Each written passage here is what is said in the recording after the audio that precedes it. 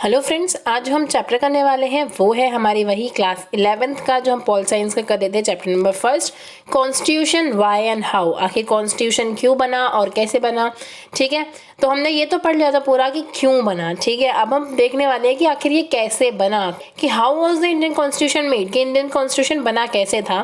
तो Indian constitution बना था बेसिकली, पहले हमारी एक कॉन्स्टिट्यूएंट असेंबली बनी थी। ठीक है, जो कि इलेक्टेड हुई थी। इलेक्टेड कहाँ से हुई थी? अनडिवाइडेड इंडिया से, यानी कि जब इंडिया डिवाइड नहीं था तभी ये इलेक्ट कर ली गई थी 1946 में ही। ठीक है, हम जानते हैं हमारा जो इंडिया डिवाइड हुआ वो 1947 में हुआ, लेकिन ये जो कॉन्स्टिट्यूएंट असेंबली थी पहले ही 1946 में बन चुकी थी और इसकी पहली सिटिंग भी हो चुकी थी 9 दिसंबर 1946 को। ठीक है, लेकिन उसके बाद हम जानते हैं हमारा इंडिया डिवाइड हो गया। ठीक है, तो 14 अगस्त 1947 को जब दूसरी मीटिंग बैठी, पहली सिटिंग तो हो चुकी थी 9 दिसंबर 1946 को, लेकिन जब 14 अगस्त 1947 को दूसरी असेंबली बैठी, वो कौन सी थी? जो डिवाइडेड इंडिया हो चुका था ना, यानी कि हमारा जो इंडिया था वो जब बट चुका था। ठीक है, वो वाली असेंबली बैठी हुई थी जब जवाहरलाल नेहरू ने रात को क्या दी थी? स्पीच दी थी कि हम अब आज़ाद हो चुके हैं। उस वक्त जो लोग बैठे थे वो डिवाइडेड इंडिया के लोग बैठे थे। ठीक है, अब स्टार्टिंग में यानी कि 1946 में जब लोग बैठे थे, जो लोग इकट्ठे होके आए थे, वो किस बेसिस पे चुने गए थे? तो देखो, वो अपने बेसिस पे चुने गए थे, प्रोविंशियल लेजिस्लेटिव असेंबलीज से वो अपने आए थे। अब हम पूरा देखेंगे कैसे। पहले जो हमारी सरकार थी ना, जब ब्रिटिश का राज था हमारे ऊपर, तब हमारी एक सरकार बनी थी। ठीक है, बेसिकली क्या था कि पहले ब्रिटिश लोगों ने बिल्कुल ये कर दिया था कि जो इंडिया के लोग हैं वो पावर में नहीं आ सकते। तो जो अलग अलग पार्टीज थी, लाइक कांग्रेस थी और जितने भी ये मूवमेंट चलाने वाले लोग थे, इन्होंने क्या करा? मूवमेंट करे थे, जिसके चलते इन्होंने कहा कि हमें भी सरकार में आने दो, क्योंकि हम अपने देश के ऊपर अच्छे से शासन कर पाएंगे। तब एक गवर्नमेंट ऑफ इंडिया एक्ट आता है 1935 में, जिसके तहत क्या होता है कि इंडियंस को भी अधिकार मिलता है कि ठीक है, आप भी अपनी आप भी इलेक्शंस रखवा सकते हो और उस बेसिस पे आप भी पावर में आ सकते हो। ठीक है, तो गवर्नमेंट ऑफ इंडिया एक्ट 1935 कुछ लोगों को वोटिंग राइट्स देता है। ठीक है, कुछ ही पर्टिकुलर को, हर किसी को नहीं देता है। ठीक है, जब आप डीपली इस एक्ट के बारे में पढ़ोगे तब आप उसमें जानोगे। ठीक है, कि ये कुछ लोगों को राइट्स देता था। ठीक है, कुछ ऐसे चीजें थी जो कि प्रोविंस थी, कुछ इनके प्रिंसली स्टेट्स थे, वो आप देखो कैसे कैसे थे। उस आधार पर सरकार ऑलरेडी चुनी गई थी कुछ इलाकों में। ठीक है, ये जो ऑलरेडी चुनी हुई सरकार थी 1935 के तहत, ठीक है, इस ऑलरेडी चुनी हुई सरकार में से लोगों को चुना गया आगे और उन्होंने पूरा कॉन्स्टिट्यूएंट असेंबली को बनाया।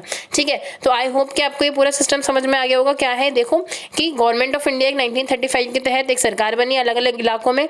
ठीक है, जैसे राज्य सरकार समझ लो उस टाइम की। इन राज्य सरकार ने अपने अपने कौन भेजे? नुमाइंदे भेजे, रिप्रेजेंटेटिव भेजे, और उन्होंने मिलकर कॉन्स्टिट्यूएंट असेंबली बनाई, जिसमें कि जब ये वाली जो सरकार बनी थी ना 1935 के एक्ट के तहत, ऐसा नहीं था कि हर किसी को वोट डालने का अधिकार हो। उस समय हर किसी को नहीं था, कुछ चुनिंदा लोगों को था। ठीक है, कुछ बहुत कम ऐसे रिप्रेजेंटेटिव हुआ करते थे उस वक्त। ठीक है, जिन्हें वोट डालने का अधिकार होता था, लेकिन स्टिल जो हमारी असेंबली थी वो बहुत ही ज्यादा एक सभी लोगों को एक तरह से रिप्रेजेंट करती थी। अब देखो बेसिकली प्लान क्या था, जो हमारी ये सारा जो तरीका था ना कि कैसे आप राज्य सरकार से अपने लोग बनाओगे और वो लोग कॉन्स्टिट्यूएंट असेंबली बनाएंगे, ये प्लान किसने दिया था? कैबिनेट मिशन ने। हमारे देश में कौन आया था? कैबिनेट मिशन आया था। ठीक है, उस कैबिनेट मिशन ने ये पूरा स्ट्रक्चर तैयार करा कि आप ऐसे करोगे। इसमें बेसिकली क्या आइडिया था कि जितने भी प्रोविंस है और जो प्रिंसली स्टेट है, प्रोविंस कौन से? वो इलाके जिनके ऊपर ब्रिटिश का डायरेक्ट रूल होता था। जैसे ब्रिटिश का जो डायरेक्ट रूल था, बॉम्बे प्रोविंस हम जानते हैं। ठीक है, कलकत्ता वाला प्रोविंस हम जानते हैं। ठीक है, मद्रास प्रोविंस हम जानते हैं। तो फेमस है इन तीनों प्रोविंसेस। ठीक है, तो ये जो प्रोविंस थे, इनसे चुनिंदा लोग आएंगे, और जो प्रिंसली स्टेट्स यानी कि जहाँ के थोड़े बहुत स्वतंत्र राजा थे ऑलरेडी, जैसे हैदराबाद में निज़ाम थे अपने अलग। ठीक है, जम्मू कश्मीर वाला इलाका थोड़ा सा फ्रीडम वाला था, उसमें डायरेक्ट रूल नहीं था ब्रिटिशर्स का। तो जितने भी प्रिंसली स्टेट्स थे और प्रोविंस थे, उनमें से जो लोग थे वो अपने रिप्रेजेंटेटिव्स को भेज सकते थे, और वो किस बेसिस पे था? 10 लाख पे एक रिप्रेजेंटेटिव। ठीक है, 10 लाख जनता है अगर किसी एक जगह की, तो वहां से एक क्या आएगा? रिप्रेजेंटेटिव आएगा। अगर 20 लाख हैं तो 2 रिप्रेजेंटेटिव आएंगे। तो इसके चलते क्या रहा, जो भी प्रोविंस थे, प्रोविंस में से इन टोटल 292 मेंबर्स चुन के आए। ठीक है, और जो प्रिंसली स्टेट्स थे उनमें से 93 मेंबर्स चुन के आए। ठीक है, ये हमारा सिस्टम हुआ, इतने मेंबर्स चुन के आ गए। इसके अलावा और क्या प्रोविंसेस थे, यानी कि और क्या प्रोविजंस किए गए थे? और प्रोविजंस ये थे कि बेसिकली 3 कैटेगरी में इन्होंने लोगों को बांट दिया था। ठीक है, एक तो हो गए नॉर्मल लोग। अब ये नॉर्मल है तो एबनॉर्मल कौन सा है? कोई भी एबनॉर्मल नहीं है, बट ये है कि एक तरह से ये जनरल लोग हो गए। एक हो गया मुस्लिम वर्ग और एक हो गया सिख धर्म। ठीक है, इस हिसाब से इन्होंने 3 ऐसे कास्ट वगैरह कह लो या फिर वर्ग कह लो, ऐसे 3 वर्ग बांटे कि हर इलाके से हर वर्ग का इंसान आएगा। एक जनरल आएगा ज़रूर, एक मुस्लिम आएगा और एक कौन आएगा, सिख आएंगे। और वो डिपेंड करता है कि लाइक क्या हो कि मतलब मान लो 1 ही लाख लोग हैं, 1 लाख लोग हैं एक प्रोविंस में, ठीक है, तो 1 लाख लोग हैं तो एक ही रिप्रेजेंटेटिव आएगा, ठीक है। तो इन तीनों में से कोई भी एक चुन के आ सकता था उसमें से। अगर 3 रिप्रेजेंटेटिव आने हैं तो तीनों में से एक एक आएगा। तो इस बेसिस पे थोड़ा ये था कि जितनी भी डाइवर्सिटी वो ला सकें, ठीक है, उतनी डाइवर्सिटी लाने की कोशिश करी गई। तो बेसिकली क्या ध्यान रखा गया कि हर प्रोविंस में से ये 3 मेन कम्युनिटीज से लोग आए ही आए, ठीक। इसके अलावा क्या था, जो मेंबर्स थे हर प्रोविंशियल लेजिस्लेटिव असेंबली के, वो इलेक्ट किए जाने थे सिंगल ट्रांसफरेबल वोट सिस्टम के तहत। अब ये सिंगल ट्रांसफरेबल वोट सिस्टम क्या होता है? सिंगल ट्रांसफरेबल वोट सिस्टम होता है जिस प्रोसेस से आज हमारे प्रेसिडेंट को चुना जाता है। जब आप प्रेसिडेंट के अपॉइंटमेंट वाला पूरा चैप्टर पढ़ोगे, बहुत डीपली पढ़ने वाले हो। अब देखो ये कैसे होता था, ठीक है। मान लो कि आपके लोग हैं, यहाँ पे लोगों ने प्रायोरिटाइज करा, जो हमारे 5 कैंडिडेट थे ABCDE, ठीक है, लोगों ने प्रायोरिटाइज किया और कंक्लूजन आया कि सभी लोगों की पसंद में ज़्यादातर, ठीक है, क्या हुआ कि B को सभी पसंद कर रहे हैं, उसके बाद पसंद किया जा रहा है D को, उसके बाद A को पसंद किया जा रहा है, उसके बाद C को, उसके बाद E को। प्रायोरिटी कुछ इस तरह से सेट हुई, लेकिन मेजोरिटी किसी को नहीं मिली। अगर मेजोरिटी मिल जाएगी तो ठीक है, B सीधा डायरेक्टली आगे सेलेक्ट हो जाएगा, लेकिन अगर मेजोरिटी नहीं मिली तो जो E के सारे वोट है वो इक्वली इन चारों में डिवाइड होंगे, ठीक है। इसके बाद भी अगर किसी को मेजोरिटी नहीं मिली तो C के जो जितने भी वोट आए C के पास, वो इन सारों में इक्वली डिवाइड होंगे, फिर A के होंगे, ठीक है, जब तक मेजोरिटी नहीं आती, ठीक है। मान लो A के वोट डिवाइड होते ही B और D में से B वाले को मेजोरिटी मिल गई, सबसे ज्यादा तो था ही, ठीक है, लेकिन वैसे भी मेजोरिटी मिल गई, ठीक। तो जो B वाला इंसान है वो फिर चुन के जाएगा। ये होता है सिंगल ट्रांसफरेबल वोट सिस्टम, यानी कि जो वोट है वो ट्रांसफर होती रहती है जब तक कि कोई एक मैक्सिमम वोट के साथ साथ मेजोरिटी का हिस्सा नहीं बन जाता, मेजोरिटी नहीं मिल जाती उसे, ठीक है। तो आप देखोगे वैसे भी ये प्रेजेंट वाले इलेक्शन में बहुत डीपली आएगा, ठीक है। तो इस बेसिस पे ये चुने गए थे। इसके अलावा जो मेथड था प्रिंसली स्टेट्स का, ये तो प्रोविंस में हो गया था, यानी कि जो प्रोविंशियल थे जहाँ पे ब्रिटिश असेंबली थी वहाँ तो ये हो गया सिंगल ट्रांसफरेबल वोट सिस्टम, लेकिन जो प्रिंसली स्टेट था वहाँ पे डिपेंड करता है वहाँ के कंसल्टेशन पे, यानी कि लोग वहाँ के जो राजा महाराजा है वो खुद ही कंसल्ट करके अपना एक प्रतिनिधि भेज देंगे, ठीक है। तो इस बेसिस पे देखो ये डायरेक्टली लोगों से वोट तो नहीं करवाया गया असेंबली का, लेकिन स्टिल ये बहुत सारे लोगों को रिप्रेजेंट करते हैं। कैसे करते हैं वो अभी आपको आगे समझ में आएगा। अब देखो अम्बेडकर जी ने एक बात कही थी कि हमें अपनी डेमोक्रेसी को सिर्फ पॉलिटिकल डेमोक्रेसी ही नहीं, सोशल डेमोक्रेसी बनानी है, यानी कि राजनीति ही नहीं कि सत्ता में कौन आएगा, सत्ता कैसे चलेगी, ठीक है। इसके अलावा हमें सोसाइटी के लेवल पे सोचना होगा, इसे सोशल डेमोक्रेसी बनाना है, लोगों की डेमोक्रेसी बनाना है। और इसके लिए वो कहते हैं कि सिर्फ 3 प्रिंसिपल पे अगर हम काम करेंगे तो बहुत अच्छे से काम होगा, जो है लिबर्टी, इक्वालिटी और फ्रेटर्निटी। यानी कि हम लोगों को लिबर्टी देंगे, स्वतंत्रता देंगे कि वो जो भी करना चाहे वो कर सकते हैं, सबको इक्वालिटी देंगे कि किसी के साथ कोई भेदभाव नहीं होगा, और फ्रेटर्निटी यानी कि भाईचारे की भावना होगी। इसके साथ वो कहते हैं कि ये लिबर्टी, इक्वालिटी और फ्रेटर्निटी तभी यूजफुल हो सकती हैं, तभी कारगर हो सकते हैं यदि ये तीनों हों। एक के बिना बाकी अधूरा है। मान लो किसी को आपने स्वतंत्रता नहीं दी है तो ठीक है, किसी एक पर्टिकुलर इंसान को आपने स्वतंत्रता नहीं दी, आपने उसके साथ डिस्क्रिमिनेशन कर दिया, ठीक है। जैसे ही आपने किसी की स्वतंत्रता छीनी, आपने इक्वालिटी को तो अपने आप ही भंग कर दिया। अगर इक्वालिटी नहीं है तो भाईचारे की भावना की आप उम्मीद कैसे कर सकते हो? आप ये समझते हो कि आप एक को चॉकलेट दो, छोटे बच्चों में होता है ना, आप एक को चॉकलेट दो दूसरे को ना दो, तो क्या आपको लगता है ये दोनों फ्रेंडशिप करेंगे? नहीं करेंगे ना। अगर आप जब दोनों का अधिकार दोगे तभी तो ये थोड़ा लगेगा कि हम एक से हैं, हम एक साथ रहने वाले हैं, ठीक है। तो वो कहते हैं अम्बेडकर जी कि ये तीनों ही एक दूसरे पे डिपेंडेंट है, एक के बिना दूसरा पॉसिबल नहीं हो सकता। तो वो कहते हैं लिबर्टी होनी चाहिए, इक्वालिटी होनी चाहिए और फ्रेटर्निटी होनी चाहिए, ठीक है। और अगर लिबर्टी और इक्वालिटी है, यानी कि सबके साथ आप समानता बिहेव भी कर रहे हो, रिएक्ट भी कर रहे हो, सबको स्वतंत्रता भी है, तो भाईचारे की भावना अपने आप आएगी, ठीक है। अगर भाईचारे की भावना को लाना है तो ये दोनों जरूरी है। अगर समानता लानी है तो आपको सबको स्वतंत्रता भी देनी पड़ेगी और उनके बीच में ये भी होना चाहिए कि वो एक दूसरे से मिल बांट के रहें, तभी ये चीजें पॉसिबल है। यानी कि वो इन तीनों की इंटरडिपेंडेंसी बताते हैं और जरूरत कैसे है ये समझाते हैं। अब आप देखोगे कंपोजिशन ऑफ कॉन्स्टिट्यूएंट असेंबली, यानी कॉन्स्टिट्यूएंट असेंबली में था कौन कौन। तो देखो 3 जून 1947 की जब हम बात करें तो यहाँ पे आइडिया प्रपोज किया गया था किसका, पार्टीशन का, कि चलो पार्टीशन करा जाए। अब देखो 3 जून को सोचा गया और 14 अगस्त तक हो भी गया, कितनी जल्दी। आज के टाइम पे तो इतनी जल्दी लॉ पास नहीं होते, खैर इस टाइम तो हो जाते हैं।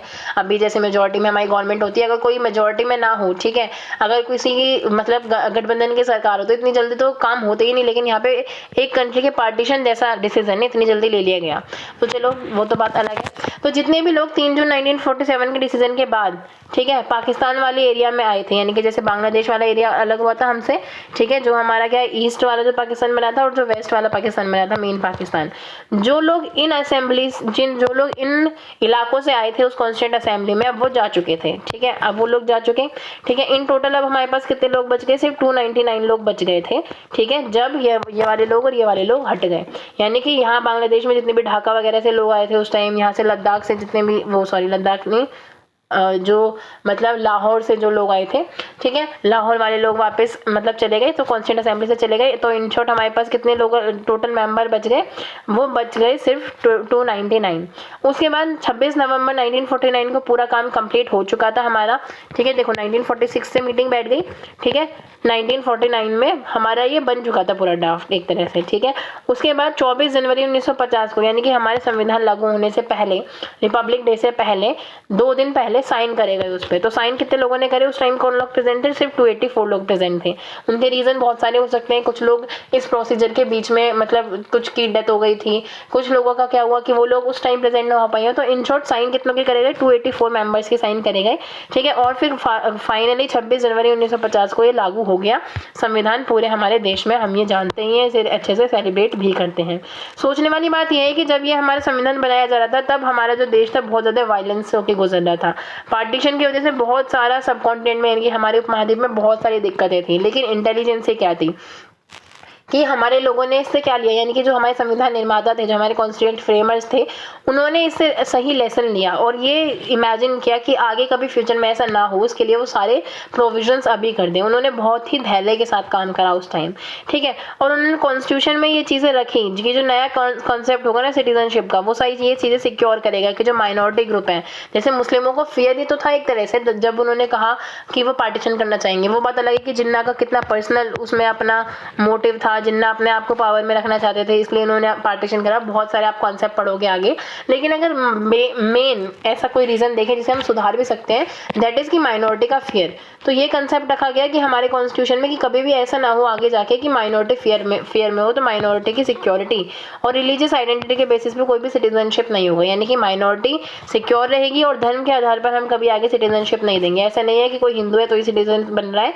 मुस्लिम है तो ही सिटीजन बन रहा है, ठीक है। जो भी आधार है वो सबके लिए इक्वल होंगे, धर्म उसका कोई रीजन नहीं हो सकता है। जैसे पाकिस्तान वालों ने सिर्फ मुस्लिम लोगों को अपना क्या बनाया, सिटीजन बनाया, इंडिया इसके अगेंस्ट काम करा। इंडिया ने कहा कि हम सबको रखेंगे, कोई भी रिलीजियस आइडेंटिटी उसमें फुलफिल नहीं होगी। आपने देखा होगा भी एनआरसी वाला जो कॉन्सेप्ट हुआ था, जो पूरा सीन हुआ था हमारा, उसमें जो दंगे मतलब दंगे नहीं कह सकते, वो अनफॉर्चुनेटली दंगों में बदल गए। जो आंदोलन हुए थे वो बेसिकली इसीलिए हुए थे कि आप रिलीजियस आइडेंटिटी के नाम पे वो कर रहे हो। तो अपोजिशन पार्टी ने इसी पे ही आर्ग्यूमेंट किया था।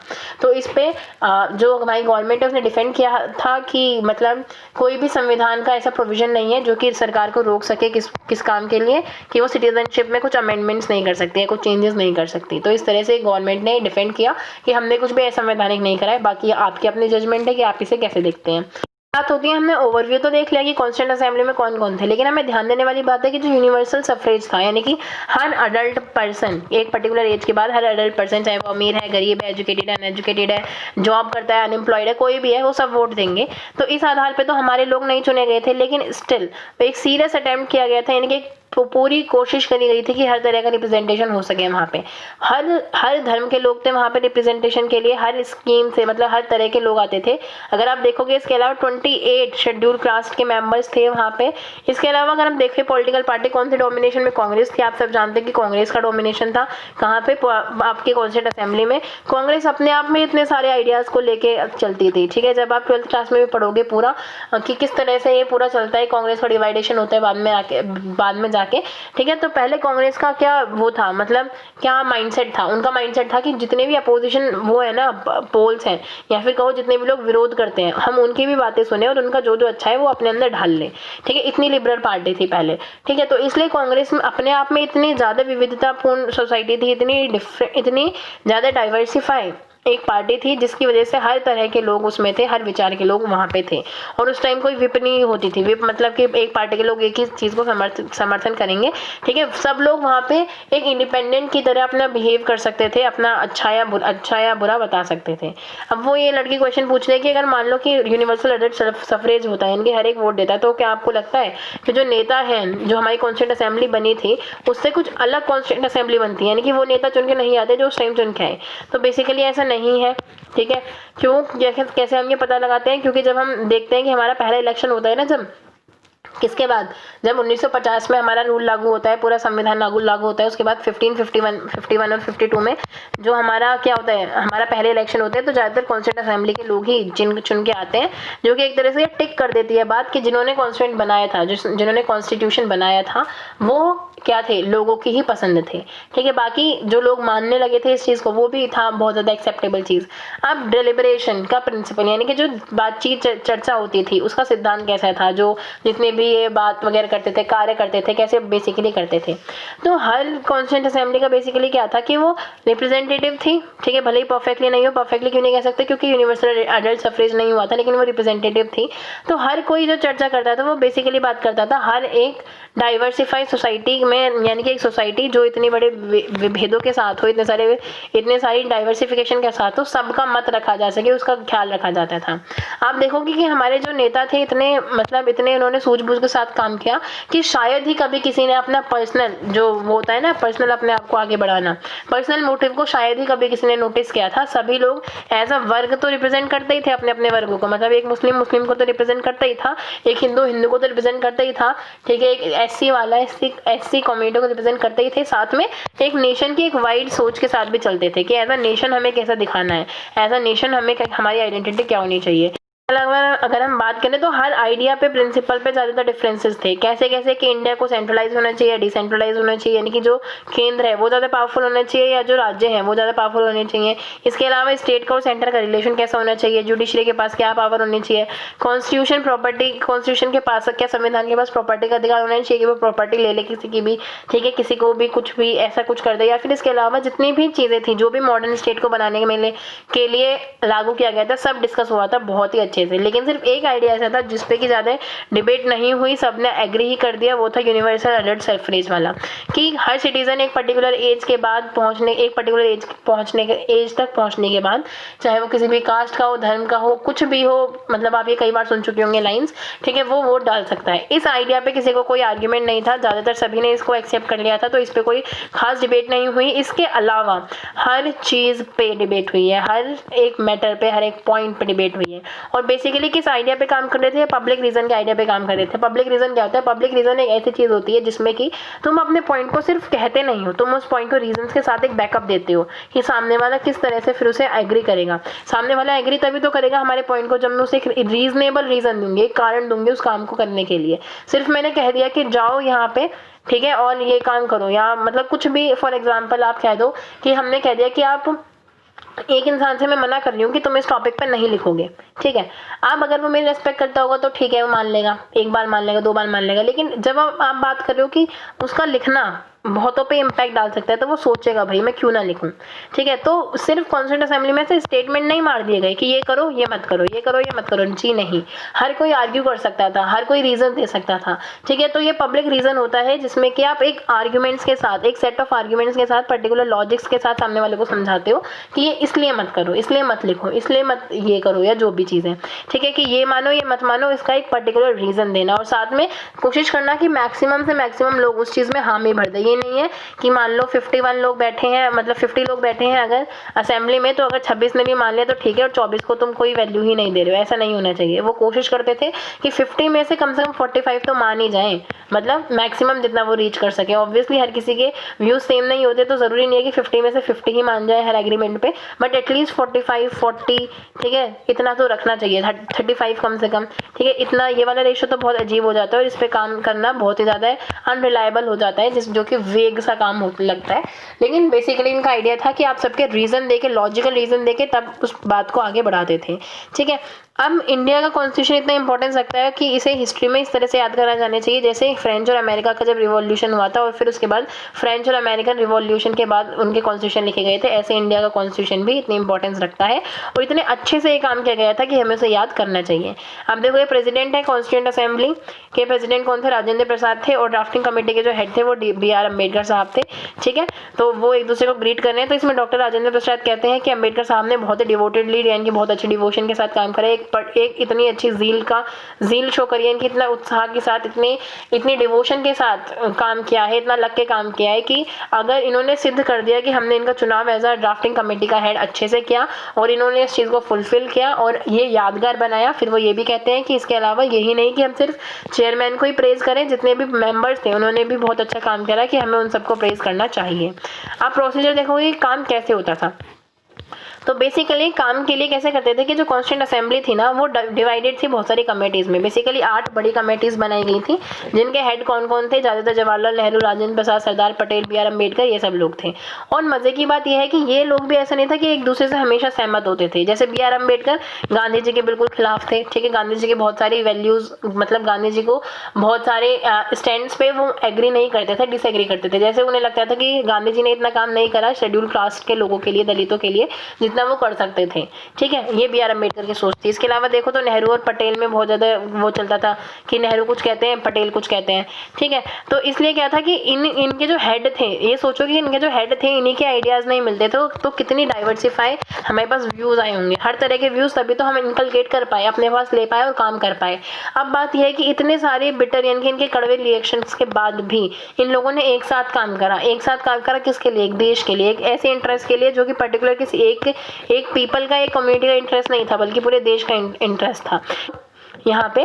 कि सबसे पहले जो कमेटी होती थी वो अपने कुछ ड्राफ्ट तैयार करती थी, यानी कि कमेटी एक पर्टिकुलर टॉपिक की होगी, मान लो वुमेन से रिलेटेड कमेटी बनी तो वुमेन के क्या क्या अधिकार होने चाहिए, ठीक है, उन्हें कैसे एम्पावर किया जाए, कहाँ कहाँ उन्हें क्या क्या राइट दिया जाए। तो ये कमेटी कुछ सेट ऑफ रूल्स ड्राफ्ट कर लेती थी। फिर उनके जो ये रूल्स होते थे ये कॉन्स्टिट्यूंट असेंबली में शो करे जाते थे। कॉन्स्टिट्यूंट असेंबली में फिर चर्चा होती थी। ठीक है, चर्चा होने के बाद अगर ज़रूरत होती थी तो क्या करा जाता था? इस पर वोटिंग डल जाती थी, यानी कि वोट करवा लिया जाता था कि कौन इसके फेवर में, कौन इसके अगेंस्ट है। तो इस तरह से काम होता था। पहले कमेटी ड्राफ्ट करती, उसके बाद उस ड्राफ्ट काम को कॉन्स्टिट्यूंट असेंबली के सामने भेजा जाता। ठीक है, तो ये जब काम हो रहे थे तो जितनी भी दिक्कतें आती थी, यानी कि जो कॉन्स्टिट्यूंट असेंबली होती थी वो हर एक पॉइंट पे आर्ग्यू कर सकती थी, भले ही वो राइटिंग में हो कि इस वर्ड की जगह ये वर्ड यूज़ करो। ठीक है, चाहे कुछ और हो, चाहे मतलब पावर का ज़्यादा होना, कम होना, कैसी भी दिक्कतें। और अगर कोई छोटी से छोटी भी मिस्टेक बताता था, गलतियाँ बताता था, कमियाँ बताता था, तो ये इसे क्या माना जाता था? अपनी ड्यूटी माना जाता था कि वो उसे फुलफिल करे, वो उसे सही बताए, मतलब वो उसे समझाए। ठीक है, किसी की एक की भी क्वेरी को नज़रअंदाज नहीं किया जाता था, हर एक क्वेरी को माना जाता था और उसके बाद उन्हें एक प्रॉपर सेटिस्फैक्ट्री आंसर भी दिया जाता था जिससे कि वो आगे जस्टिफाई कर सके अपने हर एक काम को। ठीक है, वही जो रीज़न हमने कहा पब्लिक रीज़न के अकॉर्डिंग काम चलता था।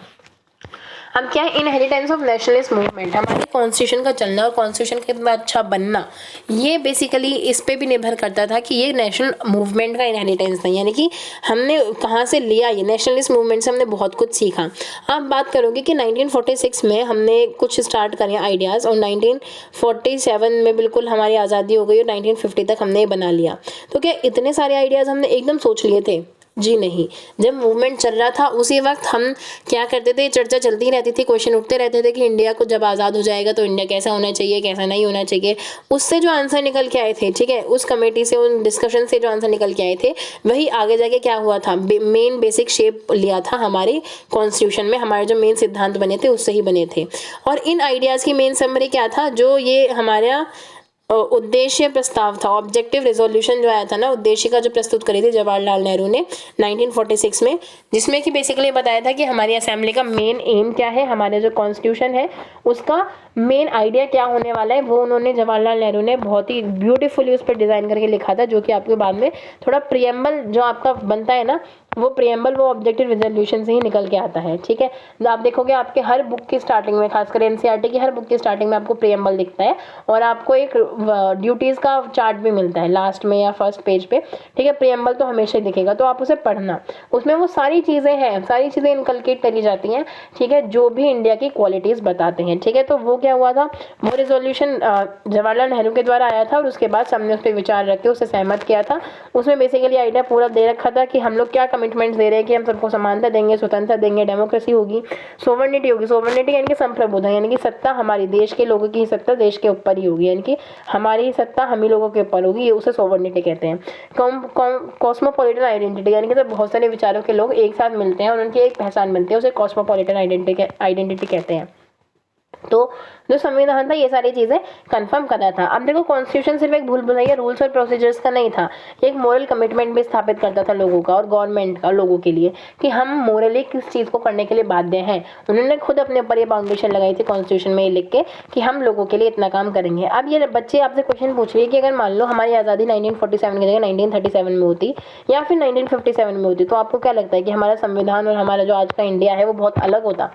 तो अभी जैसे मैंने बताया कि ये एकदम से 6 साल या 4 साल का वो नहीं था, प्रोसीजर नहीं था कि 47 से 50 के बीच में जो कुछ भी हुआ उसी ने असर डाला, बल्कि हर एक प्रोसीजर ने असर डाला जो स्टार्टिंग से चलते आ रहे थे। ठीक है, तो शायद इतना इफेक्ट ना पड़ता, आगे भी और पीछे भी हमारे देश की ज़रूरतें सेम रहती है उस टाइम शायद। ठीक है, तो मे भी ऐसा रहता है। इसके अलावा आपके व्यूज़ अलग हो सकते हैं, आप बता सकते हैं, बहुत अच्छी बात है। अब देखो ना ऑब्जेक्टिव रिजोल्यूशन में था क्या, यानी कि बेसिकली आइडिया क्या था, आप ये समझोगे पूरा संविधान का एक तरह से निचोड़ यहाँ पे आप समझोगे। ठीक है, कि इंडिया क्या होगा, इंडिपेंडेंट होगा, किसी के ऊपर डिपेंड होगा, सोवरन होगा, यानी कि यहाँ के लोग यहीं के लोगों पे शासन करेंगे, रिपब्लिक होगा, यानी कि जहाँ पे लोग वोट डालते हैं और मतलब पूरा गणतंत्र चलता है, लोगों का शासन होगा, पब्लिक का शासन होगा। तरीके से डिजाइन करेंगे जितने भी ब्रिटिशर्स के अंडर थे, ठीक है, जितने भी स्वतंत्र थे या फिर जो लोग ऐसे थे जो हमारे इंडिया में पहले नहीं थे लेकिन अब वो आना चाहते हैं, वो उन सबको कंबाइन करके इंडिया को बनाया जाएगा।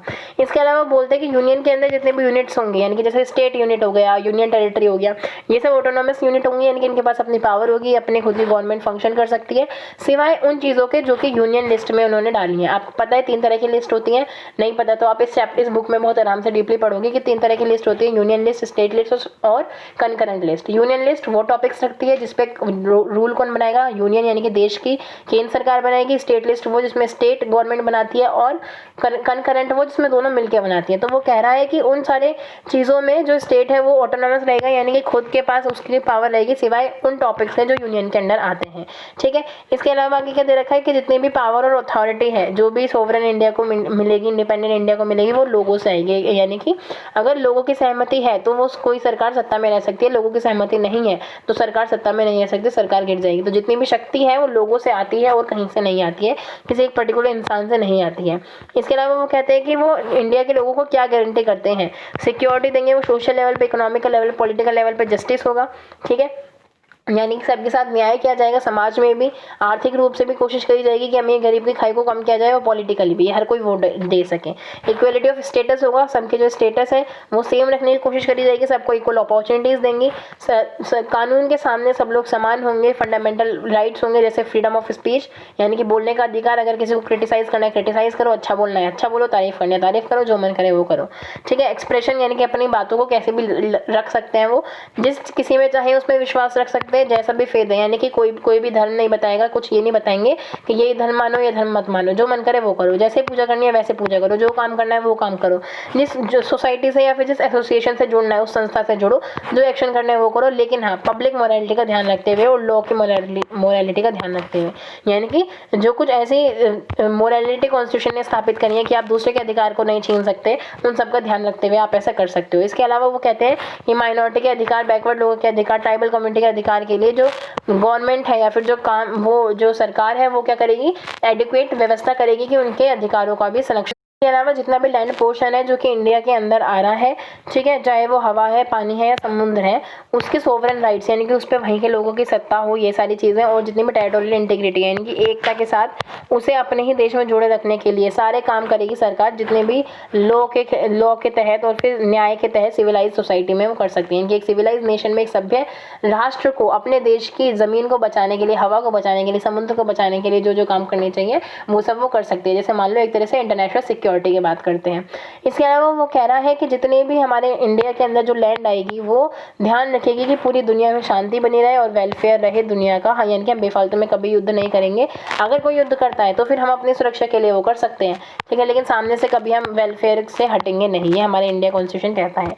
इसके अलावा जो इंस्टीट्यूशनल अरेंजमेंट है वो भी एक बहुत बड़ा फैक्टर है जो कि रोल प्ले करता है कॉन्स्टिट्यूशन को चलाने के लिए, हमारी सरकार को, हमारे देश को इतना अच्छा बनाने के लिए।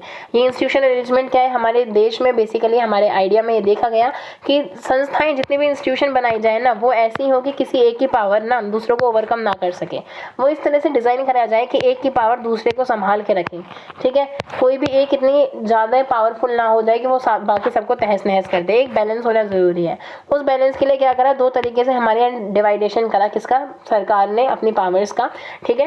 पहला डिवाइडेशन होता है जो हम देखते हैं 3 लेवल पे, जो कि हॉरिजॉन्टल डिवाइडेशन है, यानी कि लेजिस्लेटिव, एग्जीक्यूटिव और जुडिशरी, जो मैंने आपको लास्ट पार्ट में भी बताया था। लेजिस्लेटिव वो राज्यसभा, लोकसभा, प्रेसिडेंट जो वो रूल्स बनाते हैं। एग्जीक्यूटिव जो उस रूल्स का पालन करवाते हैं। और जुडिशरी वो जो रूल्स का पालन ना करने वालों को सजा देते हैं। एक तो इस तरह से ये बट गए, वो हो गया, ठीक है, यानी कि एक तरह से इनकी पावर डिवाइड होगी। अब ये एक दूसरे को कैसे कंट्रोल करते हैं, आप इस बुक में बहुत डीपली पढ़ोगे। इसके अलावा 3 स्टेज पे और पावर डिवाइडेड है। वो कैसे है कि आपका पहले सेंट्रल लेवल होता है, फिर स्टेट लेवल होता है, और फिर जो आपका लोकल लेवल होती है, ठीक है। लोकल लेवल बाद में जुड़ा है। आप पंचायती राज वगैरह पढ़ोगे कि ये बाद में जुड़ा था, लेकिन स्पेशली 3 टायर्स में क्या थी, पावर डिवाइडेड थी कि कुछ पावर सेंटर के हाथ में, कुछ स्टेट के हाथ में और कुछ लोकल लोगों के हाथ में, ठीक है। तो इस तरह से क्या हुआ, पावर को बांटा गया। पावर के डिज़ाइन सेट करेंगे कि कोई भी एक ऐसा नहीं हो सकता कि सेंटर ने जब मन चाहा वो कुछ भी नहीं कर सकता, स्टेट के हाथ में पावर है, ठीक है। जैसे कि अगेन हम एग्जांपल लेंगे कि सेंटर अगर कोई ऐसा लॉ पास करता है जो स्टेट को लगता है कि वो सही नहीं है, तो आपने देखा होगा कि एनआरसी और सीएए वाले कंसेप्ट में भी कुछ स्टेट लेजिस्लेटिव असेंबलीज ने क्या किया कि एक अविश्वास प्रस्ताव जारी किया, ठीक है, कि हम लोग इसमें मतलब हम लोग इसको सपोर्ट नहीं करते। अब उस पर भी वो हुई, चर्चा हुई कि क्या स्टेट ऐसा कर सकता है, क्या स्टेट के पास ऐसी पावर है या नहीं है, ठीक है। तो वो मुद्दा अलग है, लेकिन स्टेट वगैरह क्वेश्चन राइज कर सकते हैं, ठीक है। और स्पेशली हमारे जो कॉन्स्टिट्यूंट असेंबली में जितनी भी डिबेट्स हुई थी वो कैसी हुई थी, वो प्रेस के लिए और सामान्य लोगों के लिए, पब्लिक के लिए खुली हुई थी, यानी कि कोई भी आ सकता था और वो सारी चीज़ें लिखी भी जाती थी, उन्हें पब्लिश भी किया जाता था न्यूज़पेपर में, जिससे कि हमारी लेजिटिमेसी बनी हुई थी। इसके अलावा हम फिर से आ जाते हैं अपने इसी इसको डिवाइड करने में, सत्ता को डिवाइड करने में। इससे और भी बेटर चीज़ क्या थी, हमने इतना अच्छा कॉन्स्टिट्यूशन कैसे बनाया, क्योंकि हमने कुछ भी नैरो माइंडेडनेस नहीं रखी। जिसकी जो चीज़ पसंद आई हमने वो चीज़ मानी और अपने अंदर इनकलकेट करी, अपनी तरीके से इनकलकेट करी, ठीक है। हमने बोरोइंग से नहीं डरे हम, ठीक है। हमने ये नहीं कहा कि हमारे ऊपर दाग लग जाएगा कि हमने दूसरों की चीज़ें चुराई हैं। हमने दूसरे की चीज़ें चुराई नहीं, बल्कि उनका जो बेस्ट आइडियाज़ थे उन्हें अपनी तरह से ढाल के अपने लिए तब उन्हें अपने अंदर डाला है, ठीक है। तो हमारे लिए बहुत ही लकी बात थी कि जो हमारे लीडर्स थे उन्होंने क्या करा, एक नैरो माइंडेडनेस नहीं रखी, यानी एक संकीर्ण सोच नहीं रखी, बल्कि एक वाइड एक्सपांड रखा सोचने का कि जो भी चीज़ अच्छा है आप उन सबको अडॉप्ट करो और फिर उसे अपने तरीके से ढालो, ठीक है। तो कुछ लोग कहते हैं कि ये क्या वो था, मतलब उधार का थैला है क्या हमारा संविधान, तो नहीं, बिल्कुल भी नहीं है। क्यों? क्योंकि हर कंट्री की नीड, ज़रूरत क्या होती है, अलग अलग होती है। तो हमें जिसका जो आइडिया अच्छा लगा हमने वो अपने अंदर लिया और अपने तरीके से उसे ढाल के लिया है ना, तो यूनिकनेस भी है और अडॉप्शन भी है, ठीक है। तो ये सारी चीज़ें आपने देखी, ठीक है। इसके अलावा क्या है, डॉक्टर बी आर अम्बेडकर इस पे बात भी करते हैं कि हम जिस टाइम पे अब जो संविधान बना रहे हैं ना, तो बहुत ही मुश्किल से कुछ ऐसा होगा कि हम कुछ नया करें। क्यों? क्योंकि इतनी सारी सिविलाइज सोसाइटी इनके और सभ्य राष्ट्रों ने अपने संविधान बना लिए हैं जिन्होंने बेस्ट आइडियाज़ अपने अंदर डाल लिए हैं। अब अगर हम कुछ नया कर सकते हैं तो यही कर सकते हैं कि जो जो उनमें भी फॉल्ट रह गए थे, जो जो कमियाँ उनमें भी रह गई थी, कुछ ऐसा बैलेंस सेट करें कि हम उन कमियों को दूर करते हुए उन्हीं चीज़ों को अडॉप्ट करें। तो इस तरह से हमने अडॉप्ट भी किया और हमारी जो यूनिकनेस थी वो भी मेंटेन रही। अगर आप कंक्लूजन की बात करें तो ये एक तरह से बहुत ही अच्छी बात थी कि उन्होंने बहुत ही विजडम के साथ, एक दूरदर्शी नज़रिए के साथ, एक इतने बड़े लंबे फोरसाइट के साथ देखा। हमारे कॉन्स्टिट्यूंट असेंबली ने अपना पूरा डॉक्यूमेंट रखा।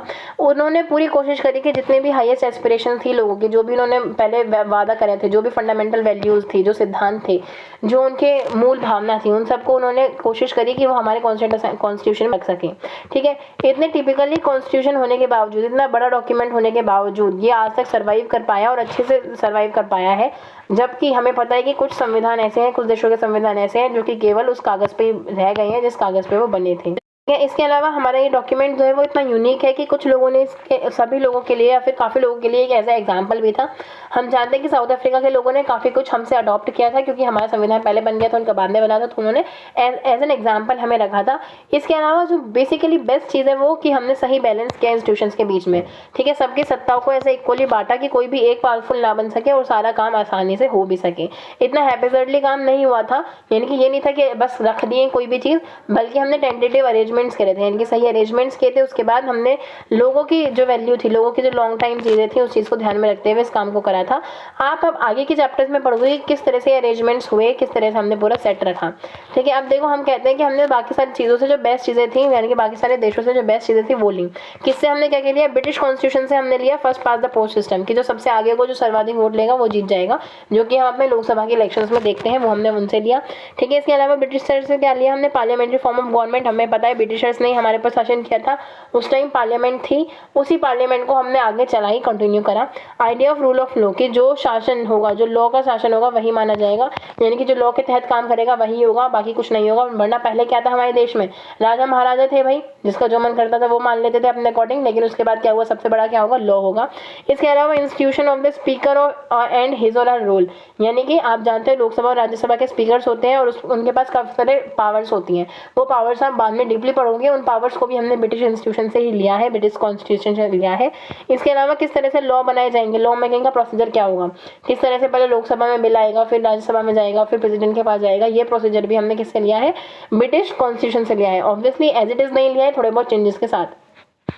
आयरिश कॉन्स्टिट्यूशन, यानी कि जो आयरलैंड के लोगों ने कॉन्स्टिट्यूशन बनाया था, उससे हमने लिया है डीपीएसपी, यानी कि directive principle of state assembly, जो आपने लास्ट वीडियो में भी देखा था कि ये क्या होते हैं? कुछ ऐसे काम होते हैं जिसपे सरकार को कुछ ऐसे मतलब कुछ ऐसे क्षेत्र होते हैं जिसमें सरकार को काम करने होते हैं, जैसे पॉवर्टी एलिवेशन हो गया, एजुकेशन सिस्टम हो गया, हेल्थ क्वालिटीज आ गया, हेल्थ सेंटर्स आ गए, ये सारे काम।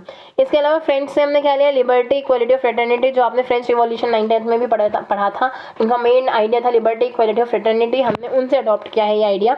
अगर हम कनाडा की कॉन्स्टिट्यूशन की बात करें तो उनसे हमने क्या लिया? क्वाजी फेडरल सिस्टम, यानी कि जो कि सेंट्रल गवर्नमेंट को क्या करता है? पावर देता है। ठीक है, और उसके बाद नीचे पावर डिवाइड भी करता है, लेकिन सेंट्रल गवर्नमेंट को ज्यादा पावर देता है। तो ये क्वाजी फेडरल सिस्टम जो था वो हमने कनाडा से लिया। इसके अलावा जो आइडिया ऑफ रेजिडुअल पावर है, कि किस तरह से सारी पावर्स काम करेंगे, पावर्स को कैसे लिमिट किया जाएगा, लेकिन स्टिल सारी पावर कहाँ कहाँ केंद्रित होगी, ये सारी चीजें हमने कनाडा से आइडिया लिया था। अगर हम इसके बाद करें यूनाइटेड नेशन कॉन्स्टिट्यूशन से, यानी कि यूएस से, जिसे हम कहते हैं आज, उससे हमने फंडामेंटल राइट का चार्टर लिया, यानी कि मौलिक अधिकार वाला। इसके अलावा अगर हम बात, अब देखो जो पार्लियामेंट होती है, पार्लियामेंट कोई भी लॉ बना सकती है, लेकिन स्टिल जुडिशरी के पास ये अधिकार होता है कि पार्लियामेंट ने जो भी लॉ बनाया है, जुडिशरी चेक करके बताए कि कॉन्स्टिट्यूशन की जो मौलिक स्ट्रक्चर है, बेसिक स्ट्रक्चर है, उसके खिलाफ तो नहीं है। ठीक है, जैसे आप जानते हो कि अभी जो हुआ कि जम्मू एंड कश्मीर से क्या हुआ था, लद्दाख वाली जो टेरिटरी थी वो अलग हुई है। ठीक है, और उनका 370 हटा है। तो उन्होंने ये जो प्रोसीजर अपनाया था सरकार ने, वो एक यूनिक प्रोसीजर था। वो यूनिक प्रोसीजर सही था या नहीं था, वो अभी भी जज मतलब जुडिशरी के पास पड़ा हुआ है, कोर्ट में पड़ा हुआ है। ठीक है, तो ऐसी चीजें क्या है कि ये क्या है, जुडिशरी इस पे इनकी पावर पे भी बाउंडेशन लगा सकते हैं, इसी ताकत को कहते हैं जुडिशरी रिव्यू। ठीक है, तो ये जुडिशरी रिव्यू हमने कहाँ से लिया? यूनाइटेड स्टेट से लिया है। ठीक है, अब आपका एक्सरसाइज आ चुका है, आप इतने बड़े हो चुके हैं कि एक्सरसाइज खुद ही कर सकते हो, लेकिन हम एक बार देख लेते हैं कि कौन कौन से फंक्शन है। Which of this is not a function of the constitution, constitution का फंक्शन क्या नहीं है? देखो ये सी वाला फंक्शन नहीं है इसका। सी वाला फंक्शन कहता है कि अच्छे लोगों को पावर में भेजना।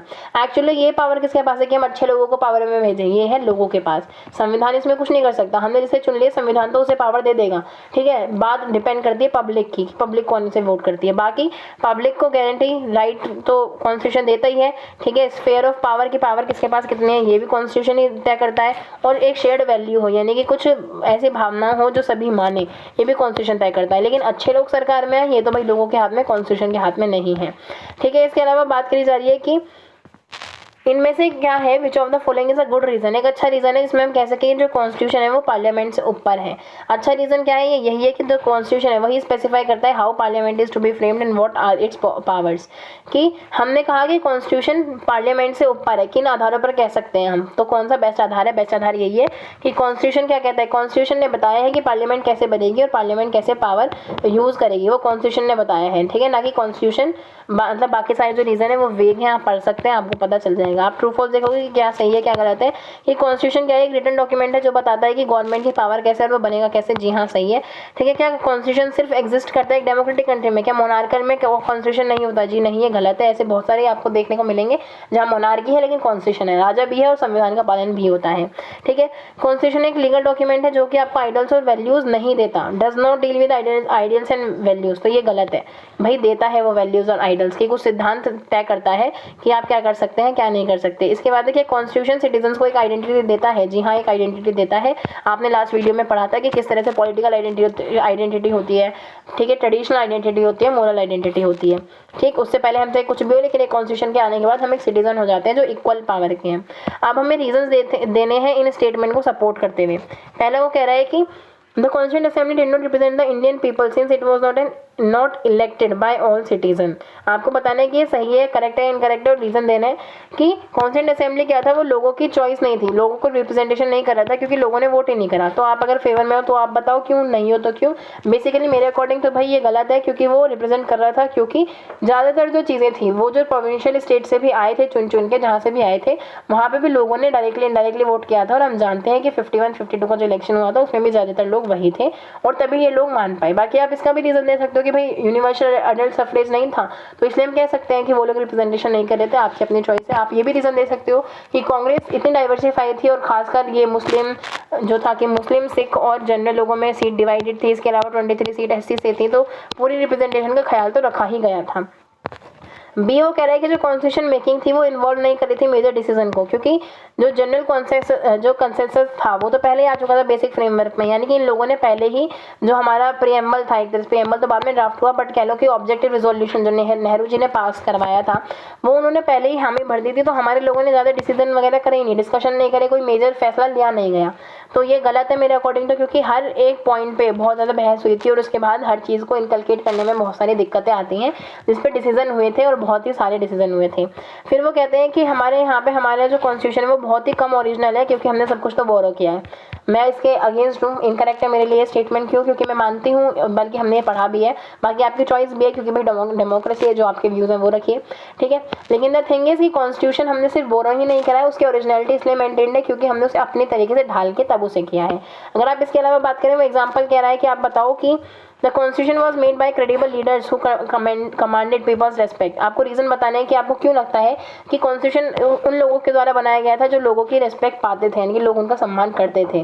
तो आप बता सकते हो रीजन क्यों, ठीक है। आपको ये बताना है कि पावर ऑफ डिस्ट्रीब्यूशन ऐसी है कि कोई भी एक जो इंस्टीट्यूशन है वो सारी पावर अपने अंदर नहीं सबवर्ट कर सकता। आपको रीजन देने हैं क्यों। आपको पता है लेजिस्लेटिव, एग्जीक्यूटिव, जुडिशरी और खासकर जो सेंट्रल, स्टेट और आपका लोकल है, उस आधार पर आपकी पावर बटी हुई है। इसके अलावा वो कह रहा है कि जो कॉन्स्टिट्यूशन है वो हमारे होप्स और एस्पिरेशन को रखता है, यानी कि उसे पूरा साझा करता है, आगे बढ़ाता है। जी हाँ, बिल्कुल करता है। आपको दो रीज़न देने हैं क्यों करता है। आपसे ये क्वेश्चन कर रहा है कि ये क्यों ज़रूरी है कि जो कॉन्स्टिट्यूशन है कंट्री में निश्चित हो कि किसके पास कितनी पावर और रिस्पॉन्सिबिलिटी है, और अगर ये पावर और रिस्पॉन्सिबिलिटीज़ अलग अलग नहीं की जाएंगी किसकी क्या है तो क्या दिक्कतें आ सकती हैं। तो आपको पता ही है, अगर पावर वगैरह डिस्ट्रीब्यूट नहीं होगी तो ये पता ही नहीं होगा कि कौन क्या कर सकता है, कौन क्या नहीं कर सकता, किसके पास कितनी पावर है, तो वो दिक्कत वाली बात हो जाएगी फिर, ठीक है। क्वेश्चन कर रहा है क्यों ज़रूरी है रूलर्स पे लिमिटेशन लगाना, कि संविधान रूलर्स पे लिमिटेशन भी लगाए, ठीक है।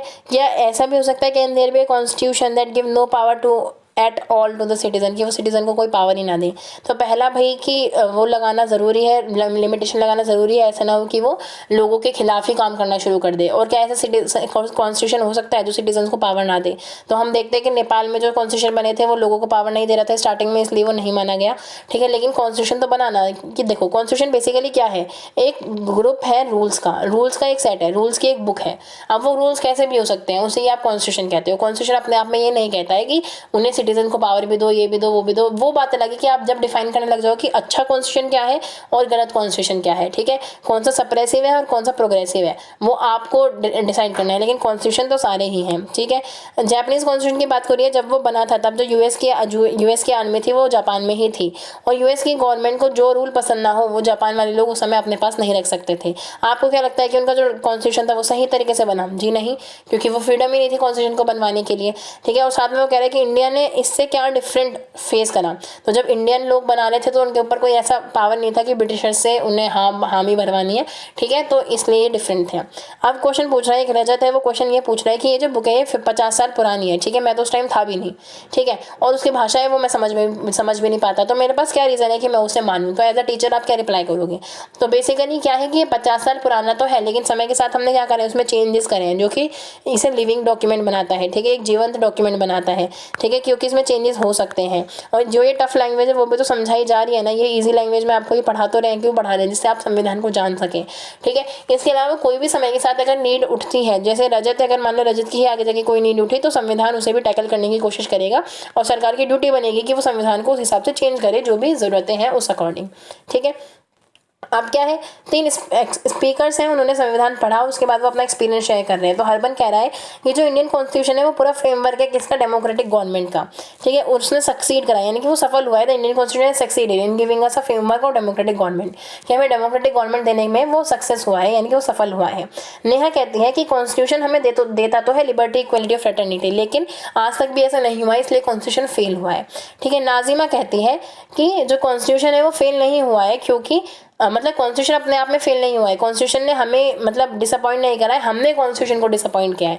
तो अब आपसे वो आपका वो पूछ रहा है कि आपको क्या लगता है तीनों में से आप किसके साथ हो, किसके अगेंस्ट हो, आप अपना रीजन दे सकते हो। इसका सॉल्यूशन मैं नहीं बताऊंगी, आपको खुद ही सोचना है, आपके अपने अपने पॉइंट हो सकते हैं। ठीक है, क्वेश्चन बेसिकली इससे क्या आता है, अगर हम बात करें तो कॉन्स्टिट्यूशन यही होएगा कि कॉन्स्टिट्यूशन असेंबली कैसे बनी थी, कौन सा ऐसा रूल था जिसपे सभी लोग एग्री कर गए थे।